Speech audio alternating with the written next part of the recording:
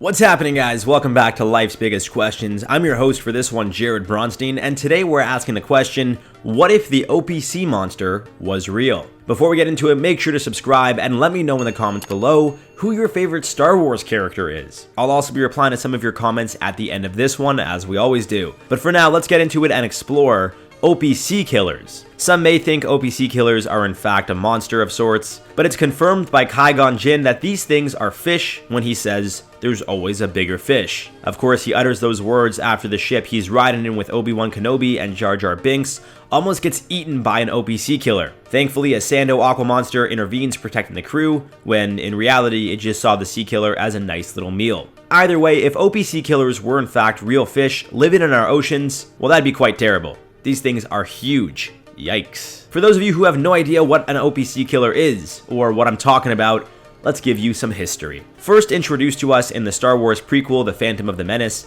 or Star Wars Episode 1, Opee Sea Killers are quite large fish. Opee Sea Killers were inspired by a mix of aquatic creatures, including crustaceans, which is why Opee Sea Killers have a similar armor and the same limbs. They also have a very similar look to that of the deep sea anglerfish, but there are other fish who are believed to have inspired the Opee Sea Killers as well, including frogs. As previously mentioned, these things are huge. Some sources claim they are 20 meters, or about 65 feet in length. However, they seem to be much bigger in the film. Either way, a 65-foot fish with an armored body of a crab and the head of an anglerfish wouldn't be the most ideal situation for anyone or anything. In regards to behavior, these things aren't necessarily aggressive, as a shark would be, for example. Opee Sea Killers cling to large rocky surfaces and wait silently for their prey to come near them. Then they silently stalk their prey, and when they're close enough, use their sticky tongue to pull their prey into their mouth. These fish also have 2 rows of razor-sharp teeth, so if you get hunted by one, odds are, unless you're lucky enough that a bigger fish is around, as was the case for the Jedi crew, you most likely won't live to tell the tale. But what if these things were real?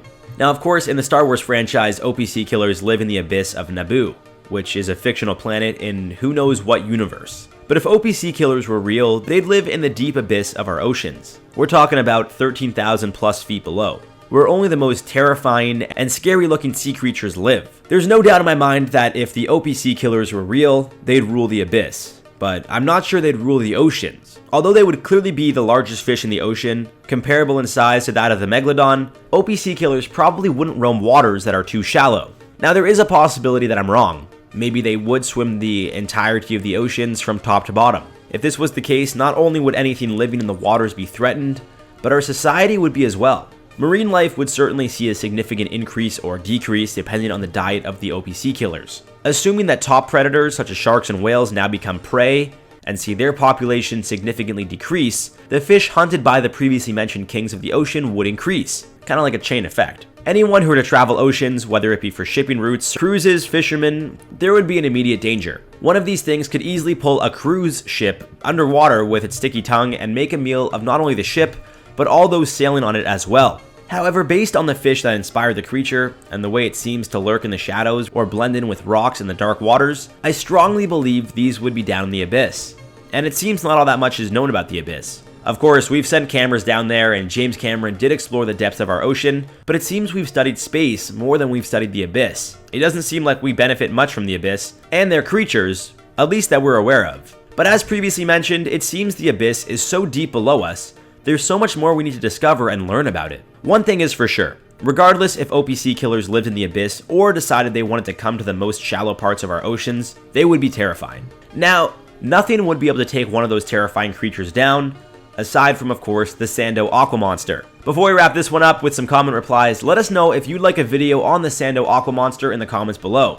That'd be a fun one for sure. For now, we got some comment replies from the video, what if the Megalodon fought the terrible dogfish? Adam's House said, what kind of deep sea monsters would we find in the deep, deep ocean if we went exploring tomorrow? Maybe you would find an Opee Sea Killer down there, who knows? That's what I'm saying in this video. Like, we really don't know what's down there because we haven't explored enough, so here we are looking in space for aliens when maybe they're living in the deep abyss. Reptile Heaven said, I'm sure the terrible dogfish would bite because the Megalodon is so big, even though the terrible dogfish is bigger. I get that, I get what you're saying, but really, like in comparison for size, the Megalodon wouldn't be very big. I'm trying to think of something that you don't chew because it's just so small you don't have to chew it, you kind of just swallow it. Think of it almost like a pill. If you got a headache, you take an Advil. It's the same thing. The terrible dogfish would simply just put the megalodon in its mouth and swallow. It wouldn't have to chew anything. It's so big that there wouldn't be anything to chew, really. Or I guess bite in this case. Manuel Saldiarna said a nuke would win. Yeah, it's easy to cop out with a nuke, but then you got to think about you're polluting the water with like the radioactive residue that is left over from the nuke, among whatever else happens after you shoot a nuke into a massive fish. So aside from making the ocean explode and possibly causing mutations in fish in the ocean, it would also be problematic for anyone that lives near the water. It would spread. It wouldn't be good. You couldn't just nuke an animal in the water, especially the ocean. That would mess a lot of stuff up, man. It just wouldn't be good for us. Anyways, guys, on that note, I'm gonna wrap this one up. I've been your host, Jared Bronstein. You gotta make sure to like this video if you enjoyed it, share it with a Star Wars fan, and as I previously mentioned, let me know in the comments down below if you guys want to see a video on the Sando Aqua Monster. You guys got to make sure to subscribe and click that bell icon to never miss a video. You've been watching Life's Biggest Questions, and we'll see you guys again soon.